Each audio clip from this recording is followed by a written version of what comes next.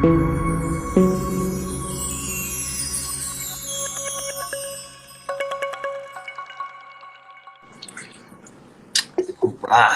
Round two. Hey, take two. I think we should be good today. Sweet. I took measures. All right. How's it going for you today? Good. It was a busy day. Couple of appraisals came back in at value, so that's always good. Looks like everyone's going to be able to close on time or early, so it's always good news. That's always a good news. Yeah, right? Yeah. Better than we're going to need an extension. Nobody likes that phone call. Yeah, I hate those. Those are not fun. Yeah. Not fun to get, not fun to give, that's for sure. Yeah, 100%. How's your day? It was gloomy outside.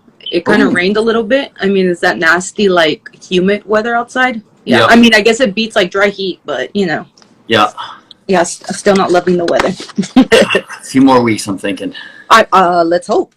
It's so weird, right? It decided to get really, really hot towards the end of the year. Yeah, we had all that nice, calm, summer weather that did not pan out until September, and then it decided to get roasting hot.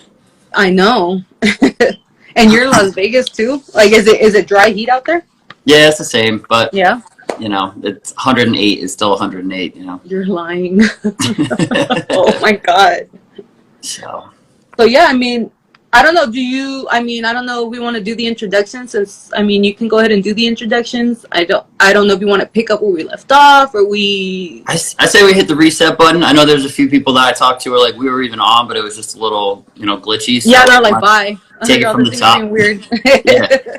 So yeah, I'll start. I'm Kevin. Okay. I'm a loan officer here in Las Vegas with Movement Mortgage, also licensed in California. Just trying to get on here and share a little bit of wisdom on how the loan process works and how loan officers ourselves aren't that scary or hard to work with. So happy to discuss some common topics. If anyone's got questions, feel free to just drop them in the chat. If there's anything specific you want me to discuss or us to kind of kick back and forth, I'm happy to dive in wherever anyone needs some assistance. Yeah, definitely. I think it should be like an open dialogue. Anybody want to chime in? Everybody agree to disagree? Yeah. Go ahead and just put it in the comments. We'd love to talk about it. I think last time we were getting right into the meat of the conversation, right? We were talking about the different kind of loans and the options, how not one thing is the same for everybody, and it's really case specific. Yep. Yeah, so there's I guess the big misconception that we started with was that everyone thinks you need a huge chunk for your down payment. 20% has been the rule forever and ever. When I bought my first place back in 2007, I had no idea there were options. You kind of just get steamrolled, I think, when you're new to this whole home buying process, because you've heard one thing and no one ever tells you anything different. So, one of the things to know is that you can go as low as 3.5% down for an FHA loan or 5% down for a conventional. And what this really does is it opens up, I think, the idea of buying to so many other people who normally didn't think they had the finances to do it. And then to kind of piggyback on that, if everyone's waiting for 20% to come in, the fact that inflation's still a little bit crazy means you got to be saving your money at a higher rate than inflation to kind of get ahead of it and to have a type of substantial saving power. So it's always good to have the conversation early in the process, even if you think you don't qualify. I can't tell you how many clients I've chatted with who, at the end of our review period, after I crunch the numbers and everything, go, yeah, you guys are pre-approved, and everyone's just like, has this full moment of, okay, I thought we were 6 months away. But things are a lot more attainable, and it's not to say that it can be cheap, but you might be a lot further closer to owning than you think you are without kind of at least testing the waters. Yeah, it's like that. Like, what is that saying? Like, closed mouths don't get fed. It's like if you don't meet with somebody and tell them, hey, this is what I'm trying to do, it's like they can't help you get there. It's like if you just have all these assumptions about what it's going to take, but don't actually meet with the professional. We kind of joked about this on the first attempt, is that a lot of people, I can't find another industry like ours where people take the advice from the landscaper or the hairdresser's dad or the uncle who bought a house in 1994 more than for many years ago. Exactly. Yeah. So obviously you want to vet the people you work with. You're not just trying to find the first person off the street and take their word as gospel. But I really can't think of another industry that has two professionals on the agent side and the lending side, that genuinely have the client's best interest in their minds and can offer, more information than just a bunch of kind of clickbait headlines and things like that. Exactly. I think that's like a big issue that people run into. Like you'll hear like feedback from everybody, right? Like how you said, someone who bought 5 years ago, 10 years ago, and the market's constantly changing, right? So it's like you can't go off of such and such experience because you don't know their finances. You don't know where they stood credit wise. You don't know how much money they had saved. You don't know any of that. You're like, okay, well, this has happened for me this way. And it's like, well, you're a totally different case. So unless you meet with somebody and tell them, how do you know what the case is going to be for you? Yeah, I mean, I get this a lot from my neighbor last year got, 3%, and my uncle 6 months ago got, 2.875, and you're like, okay, what's their credit score? Was it a 15-year, 30-year fixed mortgage? Was it an adjustable rate? What was their down payment? Was it an investment? Was it a condo? Was it a single family home? And you kind of, not that I want to school anybody, but those are just the questions you ask. You're like, unless you are the exact carbon copy applicant, even doing it a week or two or a month later, market conditions can shift so much. And I think anyone who had a little bit of a pulse on the market in the last few months saw things drastically change and kind of level off a little bit now. But just because your neighbor got a great rate doesn't mean you can get a great rate. So always worth the conversation, because again, kind of to our earlier point, you might be a lot closer than you think, but you never know until you kind of take that first step. Even going back to that, it's like a lot of people have this, misconception, and I could be wrong, but I don't think regular day-to-day people with their busy lives are like watching these rates go up and down and monitoring them like we are.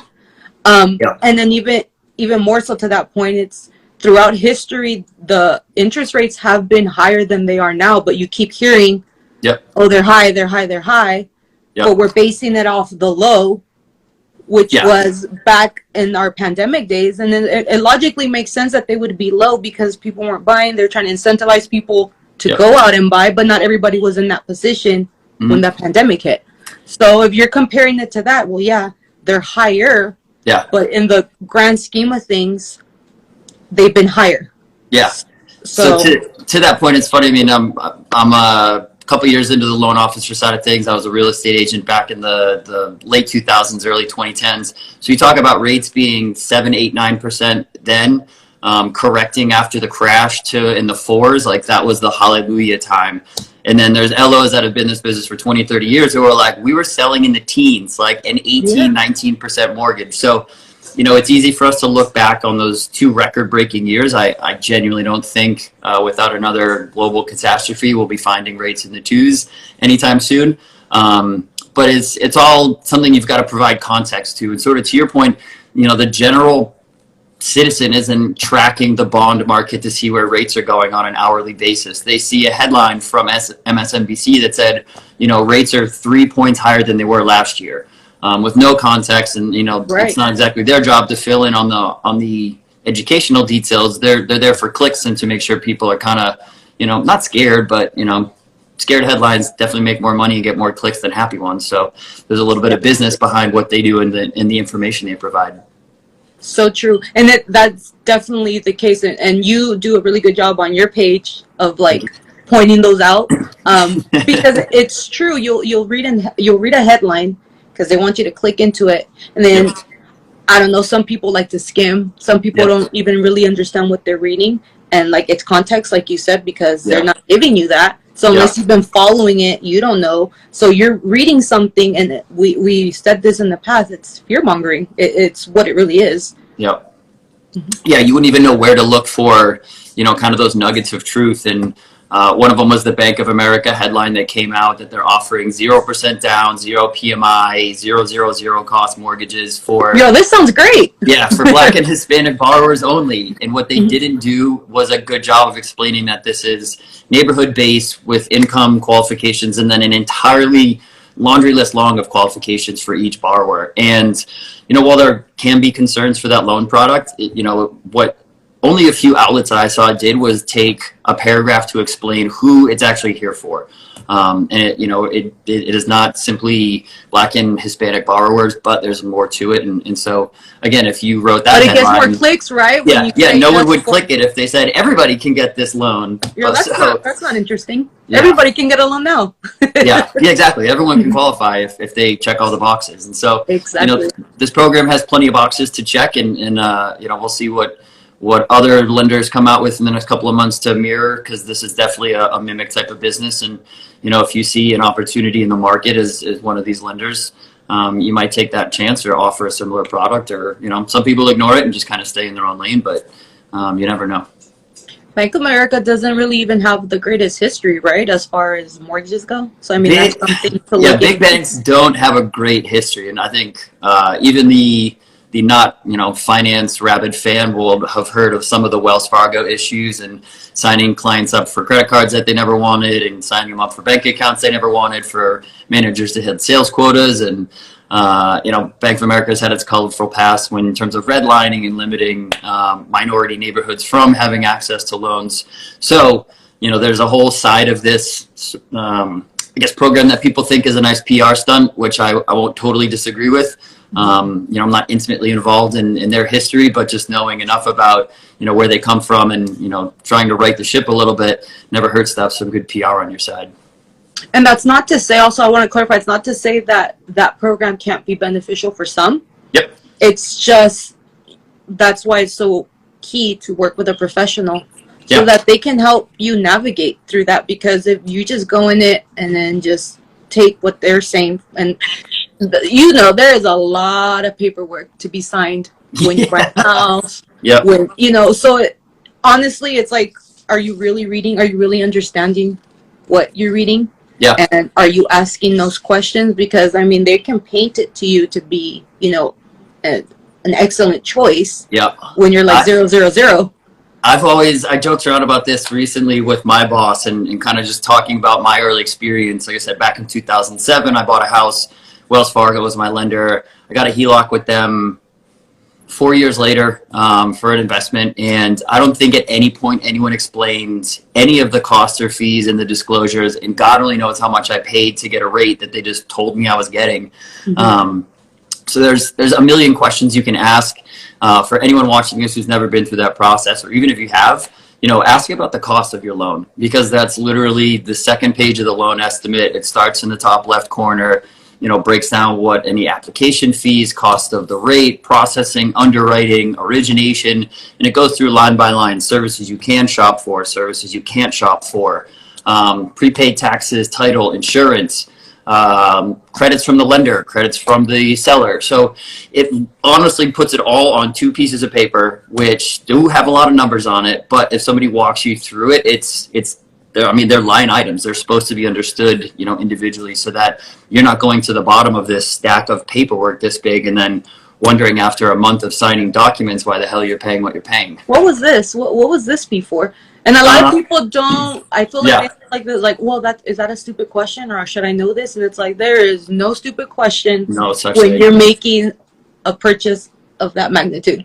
Yeah, I mean, they should be going over all this. The questions. Yeah, if you're buying a $2,000 used car, you should have these questions. Let alone, trying to get a home for $200,000, $500,000, $800,000. It's, it's something that I think, to your point, people feel a little scared, or they don't even know what question to ask, so they don't know where to start. So to anyone who's got that, just ask them about like the cost of the loan. What are the fees? What's processing and underwriting? Those things are for someone who's comfortable and transparent in the way that I do business, and a lot of the lender friends I know. It's easy for us to answer those questions because we're not trying to hide things in the loan, and it makes it easy for me to have those conversations because I know I'm being upfront about things, and that if there are questions down the line, we can sort of reference back to where we had this conversation. I'm a diligent note taker, so everything kind of gets put down in my CRM so that I'm aware when clients have questions. Because sometimes this process isn't as quick. We might fall in and out of contract. We might have been pre-approved for a while, and by the time we're signing, the market shifted a little bit. Any conversation we might have had about interest rates might have changed based on what the market's currently looking like. So I just want to make sure that every transaction, every client that I work with, I'm sure you're the same, is going in there with as much knowledge as possible, so that I don't feel like at the end of the day, questions went unanswered, or their concerns weren't valid, or we didn't spend the time to walk them through anything. And then as far as for me, when I work with somebody, I like it to be, I can have general understanding about things, but when it comes to like financial questions, I don't like to give advice. I like to have that relationship with the loan officer that I'm working with, to be able to be like, you need to reach out to them specifically, because that's another thing that's a misconception. I think people think like, as a real estate agent, I don't look at your finances. I don't see the numbers as far as the depth that a loan officer would, right? And so to me, it's like, this is what they're pre-approved for, and that's what I go off of, right? And I think a lot of people think like, oh, well, they're going to be all up in my finances. They're going to know how much I make. And that's totally not the case. And because I don't know that, I don't like to. I don't like to give any kind of like, if you have questions, loan specific, reach out to the loan officer, because that's what they're there for. I'm the same way. I stay in the loan lane, and then if they have questions on how to negotiate and what this looks like and what should I put in on this offer, that's the real estate lane. So, there's a little bit of common knowledge that you can share just to kind of steer a conversation, but anything after that, I feel like I'm encroaching on your expertise, and like obviously like it wouldn't. It's a delicate line. It's a delicate line that he said, she said, and if things are contradictory, it's like, that's not good. And you're looking at it for what it is. You have the numbers, so you are the one that is the numbers guy. If you want to know something about the market, I got you. But other than that, and that's another thing, like we were talking about headlines. Well, people will, the market is this, and it's like, but your real estate expert knows what the market is in your area. I can't.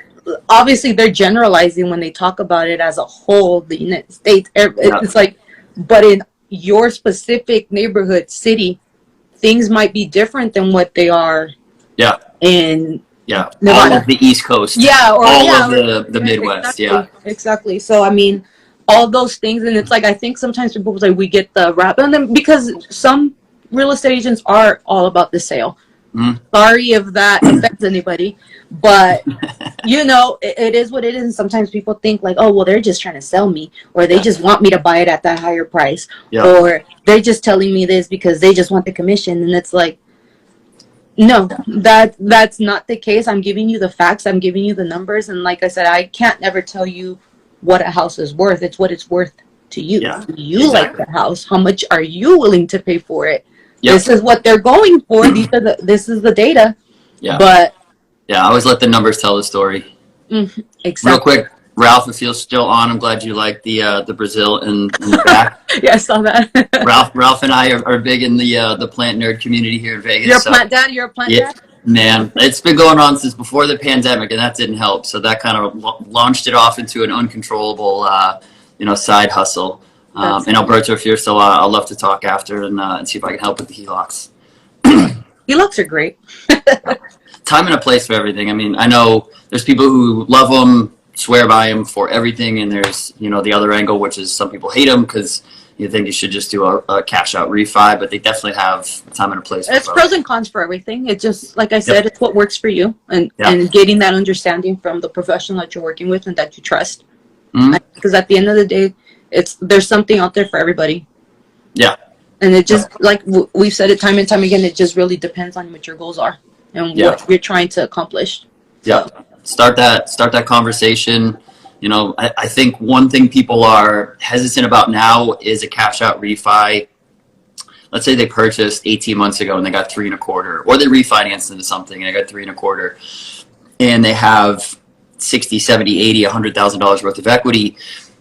The idea of them accessing that equity and then having to change the interest rate is terrifying, and it's not right for everybody. Just to have the money to have it sometimes makes sense for a rainy day, or maybe you might have to pay for college tuition, or whatever the reason is. It's always great to have the access to a little bit of cash if you need it, but there's people who are in a position where they can pay off massive debt like credit card, revolving debt, car payments, student loans, things that are carrying 10, 15, 20% interest rates, and they're terrified to borrow against a 3% mortgage that's now going to be a 6% mortgage. So a lot of it, again, is people not knowing where to ask the questions or how to start the conversation. So on my side of things, I'm definitely doing a lot of education with my clients in terms of, all right, let's wipe out $800 worth of credit card debt. And yes, your mortgage went up $200, but we're still netting you a savings of $600.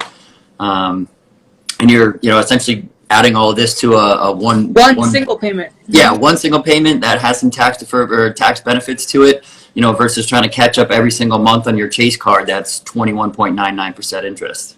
And to that point, exactly, it's like you'll spend money on a credit card and use your credit card, but you're scared to take out, you're going to go get another 0% interest card for 6 months, and then that catches up to you, and that's 29%. And, you're never catching up. You're just kind of delaying the inevitable. I speak from personal experience on that myself. I definitely tried to go about it that way, and then realized it's... Well, you live and you learn. I mean, obviously, a lot of things that you know now is because you actually went through it. And so now when you know better, you do better. So. Exactly. I love that. Yeah, so let me see. So...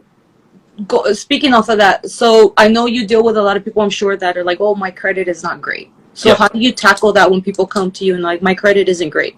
Yeah, it's I would say after the down payment question, that's usually the concern 1 and 1A is I don't have perfect credit. I have bills. Might have had some lates, might have had some derogatories, had some medical collections. There's so much. Loans. Yeah, exactly. Student loans, car loans. I mean, there's a lot that I can advise on. I do kind of, speaking of staying in our lanes, will defer to some people that, if things are a little above my pay grade. But the general kind of questions about, I don't have perfect credit. I mean, 1% of Americans do. It's like just over 1% of people have 800 plus credit. So the fact that yours isn't perfect means you're just like the rest of us. Right. And so, again, the only way I can assess that is if we go through an application, I pull your credit, we'll see exactly where we stand. Because, again, some people think that their credit score is light years away from being able to qualify. And it might actually qualify already. The minimum qualifying credit score for movement mortgage, my office is 580. For conventional, it's 620. And I can't tell you how many people have pulled credit and their credit score is like 685 or 655, and they thought it was 500. So to kind of speak to just people who know they have debts and bills and stuff like that, it's kind of weird. You need debt to access debt in this country. Seems kind of backwards, but if you've never used a credit card, you've never had a loan, and you're 35 years old and you're trying to buy a home, you kind of have to go and start lines of credit and sort of have a bit of a history so that the bureaus can see you as a viable borrower who's capable of paying back, monthly revolving debt on time. So kind of explaining that portion of things to people where, it's almost a necessary evil. And as long as you're managing it, even if, it hasn't been perfect in the past, if you're on track, again, you're probably a lot closer to qualifying than you think you are.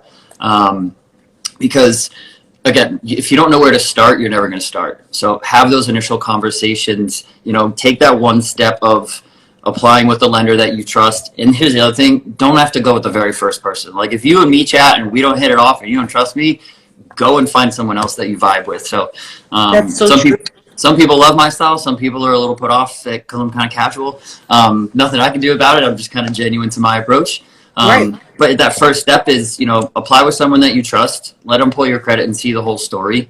Like I've said before, the numbers always tell the story, and we don't know what we don't know. And so we're, kind of, it's a phase one. And we can be way closer than we thought we were going to be. We could be 6 months away. We could be 3 months away. But at least we can kind of put together a game plan of what needs to be done. If we need to pay off some bills, if we need to save a little bit extra for a down payment or closing costs, at least we know, so we might be $5,000 away versus $25,000 away, which is what you thought before we started. Can you go a little further into, because I know there's a lot of down payment assistance programs. Like we mentioned Bank of America, and that's not the first to do something like that. I mean, there's a ton of programs available. What is your experience with that, and what because like we said, there's pros and cons to everything, and so obviously going in it with not much in your pocket is you're gonna pay for it in other ways. And like we're talking about transparency, you decide ultimately what route you want to take, but you have the information. So can you go a little bit into what those down payment programs kind of look like? Yeah, so they all kind of follow the same mold, and they're kind of a second mortgage funded by a bond program in the state of Nevada. It's called Home is Possible. It's run by Citibank. So they essentially create the terms, they create the interest rates, they create the qualifications. And I think the one part that's frustrating for me is that you need a pretty high credit score to qualify, but your maximum income is kind of capped at a pretty low amount. So especially if you're a two income or two borrower situation, you might have earned enough income to kind of lap the field in terms of what you qualify for. But if your credit isn't perfect, then you're not qualifying for a normal mortgage. And so you kind of find yourself in between a rock and a hard place. And as we've said, if it's the right move for that person, absolutely. I'll always kind of go through and explain that, hey, this is going to be a secondary mortgage that you're going to carry for 3 years. And if you need to get out of that mortgage, you're either going to have to pay back all of the assistance or a prorated amount.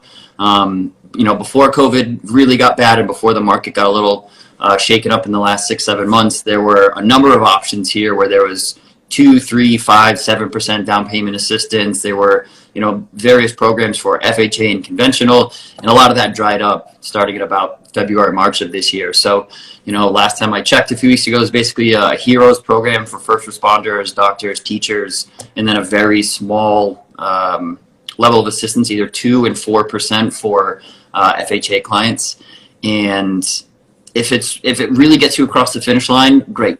If there is any other possible way, for you to explore adding someone to the loan or getting gift funds from a family member, I at least want to create that conversation, not because one's better than the other, but for people to at least consider those options is really important. Because if you are, just a one step away and could have used a family member, but nobody had that conversation, and you're using a loan with the down payment assistance, your rate's going to be higher than the normal market rates. And like I said, if you need to refinance, to pull cash out or to lower your rate within that 3-year period, usually paying back a big chunk, if not all of that assistance. So it certainly helps if that's the program that really gets you into home ownership. But again, I always just try to offer all the facts and make sure people are aware of what their options could be. And, not everyone's in a position where they can make a phone call to a family member and get enough money to buy a house. Wouldn't that be nice if we all had that, right, that support? But it's worth having the conversation because some people, if it's a husband and wife, can get gifts from both sides of their family and they can scrape up enough to put themselves into a better position long term.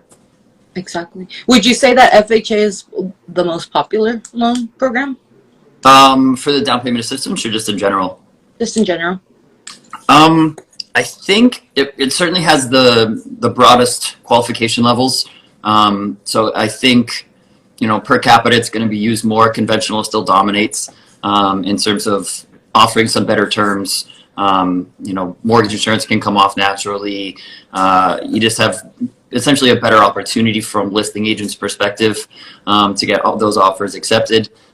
Despite the FHA client could still be a knockout client. And I think I've worked with a handful that are in better positions in terms of an overall borrower versus conventional offers. They just had a little bit of a messy credit history. And so they're in the process of repairing it, but they can't get into, a high 6 or low 700 credit score to really access a good interest rate. So at the time, there's pros and cons to all of it. So I would say it's the most recommended. If people can get into conventional, I think that's still their preference though overall. And then I hear talks all the time. People like FHA, and they have all these things because I think there's all these restrictions and all these criteria that have to be met. So a lot of people, a lot of agents act like that's I don't really want to deal with that, but it works. Especially now. I think now that the houses are leveling out, I think you have a better shot to go in there with an FHA loan and actually get it approved. The one I just closed was an FHA, and we went under list. We got seller credits. That wouldn't have happened right when that whole situation where houses were going way overpriced and waiving all these contingencies, and that wouldn't have happened. But like I said, it's very market specific. Like, where are you looking to buy? Because it's very dependent on where and the market and all that stuff. And I share this story because I had personal experience in this calendar year. I closed I was selling an investment property owned with a partner, and they needed to sell to kind of move some funds around for a growing family. And so we actually accepted an FHA offer over 5, 6, 7 conventional offers. The buyer had more of appraisal gap coverage, and honestly, they were just a better buyer overall. They just, after speaking with the lender, realized that they hadn't made great credit decisions that kind of held them back from having a better score. So I think for anyone who here is listening, if you're an agent, if you're just a client, if you have questions, make sure you're working with a lender that supports your offer. And I can't explain how important this is for especially FHA loans, VA loans, because both of them are kind of frowned upon from listing agents just because they don't have all of the information that you need. And so everyone just thinks that conventional 20% down offer is like the golden ticket. So if you're in that boat of, being a buyer, you want to make sure your lender is supporting your offer, just saying, hey, maybe Kevin and Regina are going FHA, but here's their background and, stable employment, this, and this. And, make sure you've got someone in your corner other than just the offer that's on paper, because that only tells part of the story. Yeah, I mean, everybody has a part, and it's all like we said, to get to that end goal. And if everybody's on the same page to get you there, I mean, and even building relationships, honestly, with the agents, just, being pleasant to work with, being responsive, being, like, all that is going to help the customer at the end of the day, because we're, like I said, you want to get the house sold. I want to get them the house. You want to get them approved. You want to get them the money. Yeah. We're all part of the moving train to get us to our destination. So, I mean, it's all relevant. And I think whatever works for that person, like you said, just having that open communication with whoever you work with, like what are we trying to accomplish so we can get there? Yeah. Definitely. Yeah. That's why it's important. Again, make sure you get along with your agent and your lender. You want there to be trust. You want there to be someone who, there are plenty of lenders that don't want to work with first-time clients because they have too many questions. Totally fine. Great. Just, find the person that fits you. Find the agent that's going to be available, kind of after hours to answer questions. Find that person who's going to support you when you, have a question that you might have asked 3 or 4 times already, but just need to get the clarification on it. Because